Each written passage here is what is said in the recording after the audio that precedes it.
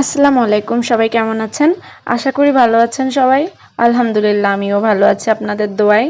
তো আজকে দুপুরের খাওয়ার জন্য হঠাৎ মনে হলো আজকে বিরিয়ানি রান্না করি। যেহেতু বাইরে প্রতিদিনই বৃষ্টি হচ্ছে, এই আবহাওয়াতে বিরিয়ানি খুবই ভালো লাগবে। তো ভাবার সাথে সাথে কাজটা শুরু করে দিলাম। এখানে মাংস ভুনা করে নিয়েছিলাম, সেটাই দেখাচ্ছিলাম ভিডিওতে আপনাদেরকে। এবং এরপরে আলাদা একটা পাত্রে পোলাও এর চাউল, যেটা দিয়ে বিরিয়ানি করা হয় মূলত, সেটা এখানে তৈরি করে নিচ্ছিলাম। প্রায় হয়ে এসেছে। এখন এটাতে মাংস মিক্স করে দেব।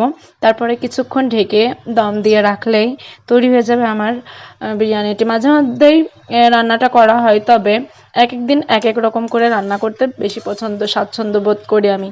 যেমন অনেক সময় রান্না করা হয় আগে মাংসটা রান্না করে মাংসটার মধ্যেই চাউলটা দিয়ে দেওয়া এবং যতটুকু পরিমাণ পানি লাগবে মাংসটা এবং ভাতটা হতে ততটুকু পরিমাণ পানি দিয়ে দেওয়া।